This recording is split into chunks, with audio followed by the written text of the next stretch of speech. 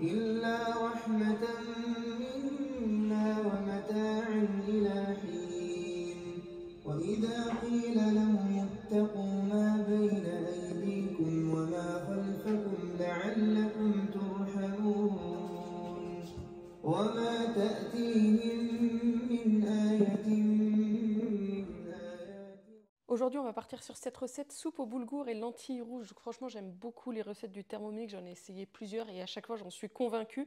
Donc, pour cette recette, ici, on va avoir besoin de 100 g d'oignons. Donc, moi, j'ai tout préparé mes ingrédients ici. Comme ça, je me facilite la tâche. Donc, 100 g d'oignons coupés en deux, 2-3 gousses d'ail à ajuster en fonction des goûts, 40 g de concentré de tomate que j'ai mis ici, 30 g de beurre doux, 200 g de lentilles rouges sèches. Donc, il me restait des lentilles rouges, donc je me suis dit c'est le top pour pouvoir tester cette recette. 2 cuillères à soupe de menthe déshydratée. Alors c'est la seule chose que je n'ai pas comme ingrédient, mais c'est pas grave, donc ça je vais retirer, je ne le mettrai pas. 30 g de riz et 20 g de boulgour. Et là, moi, en fait, j'ai vraiment envie de mettre que du boulgour, donc je ne mettrai pas de riz. Donc, au lieu de mettre 30 g de riz, je mettrai 50 g de boulgour. Demi-cuillère à café de sel à ajuster en fonction des goûts. Un quart à café de poivre moulu. Un quart à café de flocons de piment. Et 1475 g d'eau et un citron jaune coupé en quartiers. Donc là, cette recette, c'est une recette que vous pouvez faire, vous, à la maison, sans le Thermomix, mais au moins, je vous donne tous les ingrédients. Donc là, ici, il faut mettre 100 g d'oignons coupés en deux, que j'ai déjà préalablement coupés. 2-3 gousses d'ail.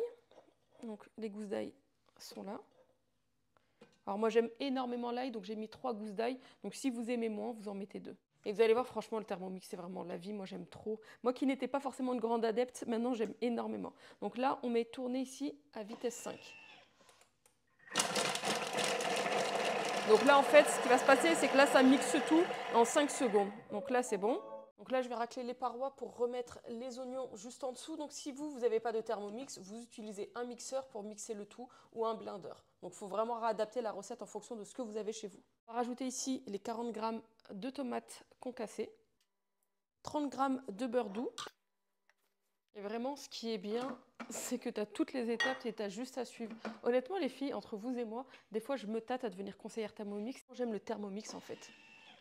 Là, pendant 4 minutes ici, on va laisser cuire pendant 4 minutes à 120 degrés.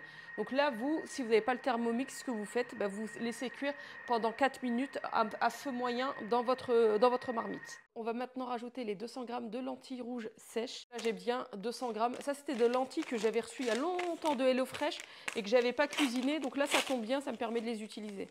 Il y a marqué lentilles rouges, mais en fait, c'est des lentilles corail. Il n'y a pas de... Personnellement, je ne vois pas de différence entre les lentilles rouges et les lentilles corail. Si l'une d'entre vous peut me dire s'il y a une différence, mais là, pour moi, c'est des lentilles corail.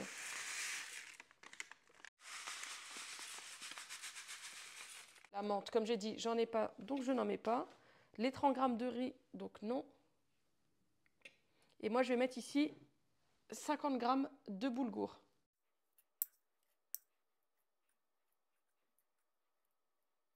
On va rajouter les épices. Alors moi là, les épices, je vais vraiment assaisonner en fonction de mes goûts. Après, si vous voulez vraiment suivre les épices, vous pouvez suivre. Donc là, ici, je vais mettre du sel. Donc moi, ma mesure quand je cuisine, c'est le creux de ma main. Donc là, ici, il faut une demi-cuillère à café de sel. Donc voilà. Un quart de cuillère à café de poivre. Non mais il n'y a que moi sur YouTube pour faire ça. Il n'y a que moi sur YouTube. Mes mains sont propres, hein. Ne vous inquiétez pas, mes mains, je les lave à chaque fois.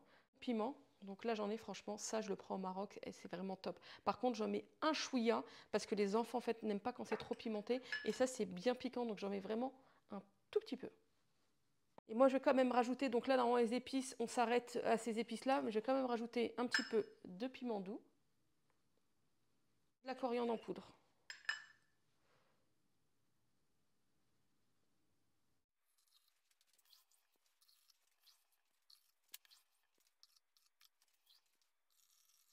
Donc là, ça va cuire pendant 50 minutes à 105 degrés, vitesse 1. Donc, perte de temps, voici mon organisation. Donc là, ici, il y a la soupe qui est en train de cuire et on là va s'attaquer au pain maison. Moi, j'aime énormément faire le pain maison. De toute façon, les anciennes, vous le savez.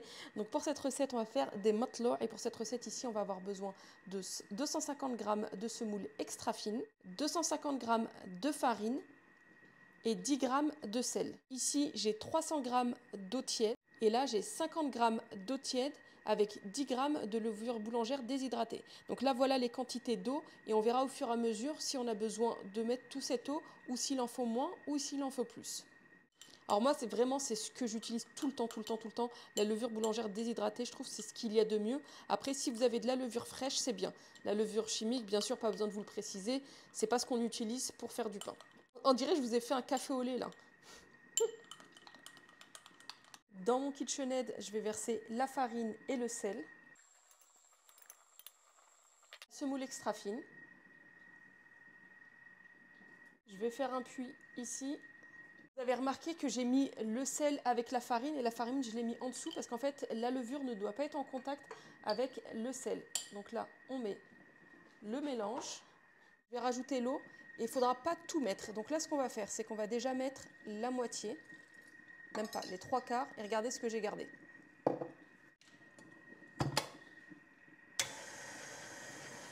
Ce que je fais ici, c'est que je vous montre exactement en fait, la texture de la pâte. Donc les anciennes, normalement, vous n'avez plus d'excuses. Les anciennes, depuis le temps que je vous explique comment faire du pain maison, vous devez savoir. Mais pour les nouvelles, regardez. Donc là, la pâte, elle n'est pas encore assez compacte et elle n'est pas assez, on va dire, collante. Le pain matelot, il faut que la pâte soit collante. Donc là, maintenant que ça a bien ramassé une partie de la pâte, là, on va rajouter au fur et à mesure l'eau. Et vous voyez ici, je mets par filet. On ne met pas tout d'un coup. Pourquoi je mets par filet? Parce qu'en fait, je laisse le temps à la pâte d'absorber l'eau.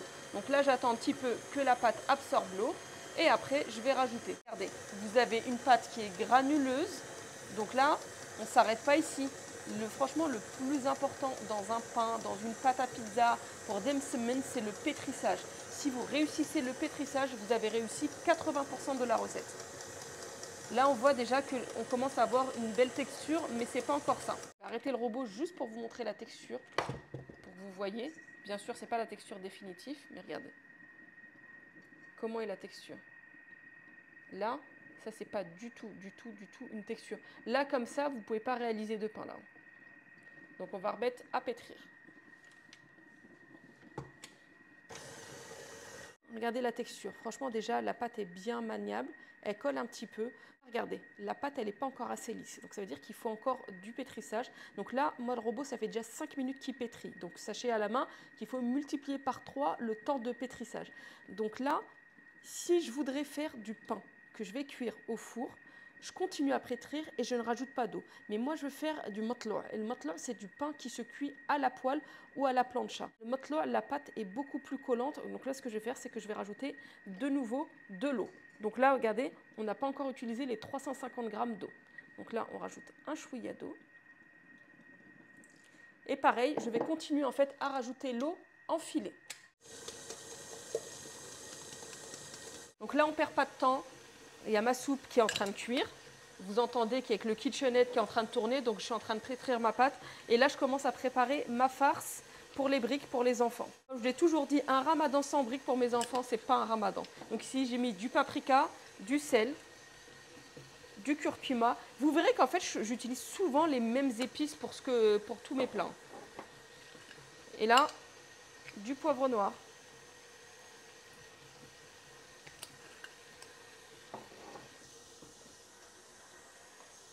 On va mélanger le tout. Là, vous voyez que la viande hachée, elle est encore un petit peu congelée. C'était au congélateur, donc là, je l'ai retirée. Et je vais mélanger, mais franchement, la cuisson, elle sera bien uniforme. Alors, je voulais faire, en fait, des briques au thon. J'aime trop les briques au thon. Mais j'ai demandé à mon fils, il m'a dit, non, maman, tu changes pas. Il me dit, je veux mes briques à la viande hachée. Il aime trop les briques à la viande hachée. Mais les briques au thon, franchement, c'est excellent. Moi, briques au thon, ce que j'aime bien faire, c'est j'aime bien mettre pommes de terre, du sel, du poivre, du citron, thon et des œufs durs que j'émiette. Et franchement, c'est super bon. Mais bon, il faut bien nourrir des jeûneurs ados. Donc on va leur faire plaisir parce que voilà, il y a plein de choses qu'ils ne mangent pas, comme la soupe que je vais faire, ils ne vont pas la manger. Donc au moins, je leur fais plaisir avec ce qu'ils veulent. Regardez-moi la texture de la pâte, elle n'est pas magnifique. Et vous avez vu comment elle est lisse, vous comprenez ce que je vous ai dit? Regardez. Et elle est super maniable. À la fois, elle est super maniable et à la fois, la pâte est collante. Mais voilà, c'est une pâte comme ça que vous devez avoir. Une pâte bien lisse et regardez. Elle me colle au doigt, mais elle se travaille super facilement. Je vous la retire là du KitchenAid et je vous montre vraiment à quoi elle ressemble. Regardez. Elle me colle vraiment, regardez, au niveau des mains. Vous le voyez? Mais c'est normal. C'est vraiment la texture à avoir pour une pâte. Et regardez comment elle est belle, comment elle est lisse. Je vous le mets vraiment, vraiment en plein écran pour que vous puissiez vous rendre compte. Mais regardez, on a même des petites bulles ici, ce qui veut dire que la pâte est très réussie. Ce que je vais faire, c'est que je vais la remettre dans mon bol et on va laisser doubler de volume et on reprend tout à l'heure. Je m'attaque à la partie que je préfère et surtout pendant le mois du Ramadan, préparer de belles tables. Franchement, c'est vraiment ce que j'aime et même pour les enfants, en fait, ça marque le fait de différencier les tables du Ramadan aux tables habituelles. En fait, ils gardent de très, très, très bons souvenirs. Donc là, je prépare toute ma vaisselle. Par contre, je suis dégoûtée, en fait. Je me suis rendu compte que j'ai que des sets de table or et j'en ai pas d'autres. Donc en fait, il m'en faut en argent et en noir. Donc là, faites comme si c'était pas en or. J'ai mis ce que j'avais sous la main. Et là, j'ai mis les petites coupelles que j'ai depuis plusieurs années. J'avais acheté ça au marché. Je crois que j'ai dû payer ça, il me semble, 1 ou 2 euros, un truc comme ça. Donc j'ai mis les shibakiya, j'ai mis les dates, comme ça, tout est à disposition. Et au moins, le fait que la table elle soit prête juste avant, on est tranquille. Je vais m'attaquer à la préparation des briques. Donc ici, dans mon saladier, je vais mettre la viande hachée que j'ai cuit tout à l'heure. Donc là, ici, il y a à peu près 250 g de viande hachée. Je vais rajouter des frites risolées que j'ai fait frire. Pour l'instant, je ne mets pas tout et je verrai au fur et à mesure si je rajoute. Ici, je vais rajouter des œufs que je vais préalablement laver.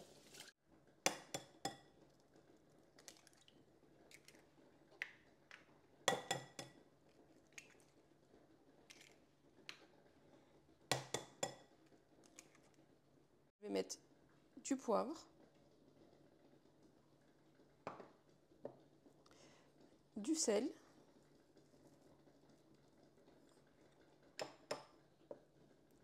et du paprika. Maintenant, il ne reste plus qu'à mélanger la préparation. Regardez la texture que ça a. Je vais rajouter un petit peu de pommes de terre risolées. Et je pense que là, on va être bon.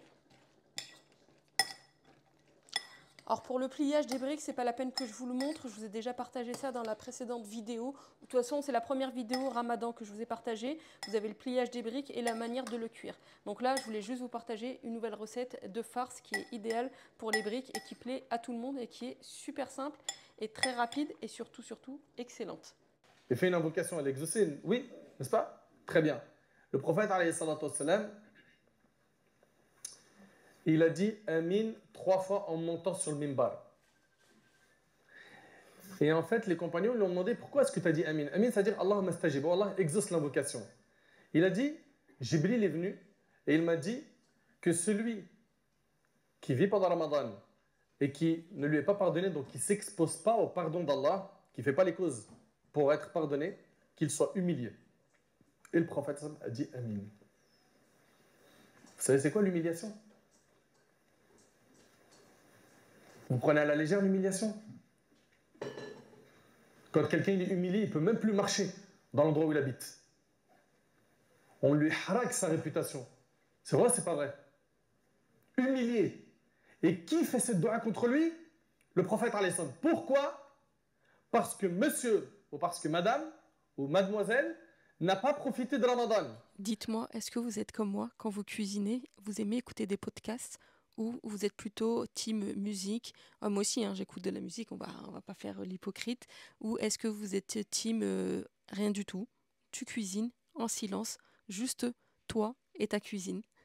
Donc là, j'ai préparé mes matelas. Donc là, vous avez vu la texture de la pâte et franchement, elle est très facile à travailler. Je rajoute des fois un petit peu de semoule quand je vois que ça colle un petit peu aux mains. Mais vous l'étalez juste finement comme ça et franchement, un pain mais juste magnifique, magnifique. Je crois que c'est mon pain préféré. Limite, je préfère le matelas, donc le pain comme ça qui est cuit à la plancha, que le pain cuit au four. Bon, je continue, je vous laisse écouter le podcast. Comme ça, au moins, c'est comme si vous êtes avec moi en cuisine. Ça, on profite de ce mois pour nous réformer, être quelqu'un de meilleur et ne pas considérer ce mois-là comme quoi? Comme une mode. Ne soyons vraiment pas de cela. Donc, le premier mot que j'ai à dire, c'est que Ramadan, c'est un mois où on doit rechercher la piété. Ok? C'est un combat qui va être difficile, mais avec l'aide d'Allah, c'est jouable. À toi de te prendre en main sérieusement. Et je laisse la parole à mon frère Mehdi pour après reprendre sur un autre point, Inch'Allah. Quand vous avez fini d'étaler vos pains, vous les posez sur un torchon propre. Donc moi, je garde vraiment ces torchons exprès pour le pain. Je ne les utilise pas pour autre chose, ni pour essuyer la vaisselle, ni quoi aux caisses. Donc je mets bien par contre de la semoule dessus. Parce que si vous ne mettez pas de semoule, votre pain va coller au torchon. Donc là, c'est bon, j'ai mis et je vous montre vraiment, vraiment en fait comment aplatir. Donc vraiment, il faut garder la main et la paume de la main bien droite pour avoir vraiment un pain qui est bien uniforme. Quand je pose mon pain sur le torchon, je le réétale un petit peu. Donc vraiment, moi j'aime bien l'étaler finement parce que c'est vrai que j'aime quand il n'y a pas beaucoup de mie. Mais si vous souhaitez avoir un petit peu plus de mie, vous pouvez le laisser en fait un chouïa plus épais. Mais pas trop épais non plus parce qu'après sinon ça fait vraiment un pain très très très épais. Après je dis ça, moi des fois ça m'arrive de le faire épais. Donc là on va laisser reposer et on va s'attaquer au tagine. Donc là j'avais aujourd'hui envie d'un tagine de crevettes et c'est ultra simple, franchement il n'y a rien de compliqué. Donc dans mon tagine je verse ici de l'huile. Alors je sais que la question elle va venir, elle va être demandée en commentaire. Le tagine je l'ai acheté au marché il y a 2 ans et franchement pour l'induction il est vraiment top. Donc si vous n'en trouvez pas au marché, vous pouvez trouver le même, pas le même mais des tagines induction chez Leclerc ou Auchan. Donc là ici j'ai mis 3 gousses d'ail que je fais revenir dans de l'huile et on va rajouter du coulis de tomate. Pareil, je pense que vous commencez à avoir l'habitude avec moi, vous mettez vraiment la quantité à l'œil. Donc là, je vais rajouter les épices. Ici, je vais mettre du sel, du curcuma, du piment doux,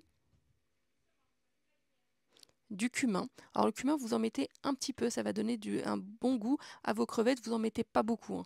Et vous rajoutez du poivre et aussi de la poudre de piment. Alors pareil, la poudre de piment, j'en mets un chouïa parce que sinon c'est trop piquant. Et je rajoute de la coriandre en poudre. Donc là, je vais bien mélanger le tout avant de rajouter la coriandre et le persil. Donc en fait, que j'ai préalablement coupé juste avant. Donc là, franchement, là, on prépare comme une charmoula pour nos crevettes. Après avoir bien mélangé, je rajoute ici un demi-citron pressé et 500 g de crevettes. Donc là, ici, c'est un tagine pour 2 personnes. C'est juste pour mon mari et moi. Les enfants n'ont pas mangé. Donc vous rajustez la quantité en fonction du nombre de personnes. Alors sachez que nous ne sommes pas des gros mangeurs. Donc là, le tagine, avec les 500 g de crevettes, on n'a pas tout fini le soir même. En fait, on a mangé une partie le soir où j'ai préparé le ftor et le reste, on l'a mangé le lendemain. Donc là, c'est bon. Là, le tagine est prêt, la soupe est prête, tout est prêt. La table est prête. C'est bientôt l'heure du ftor.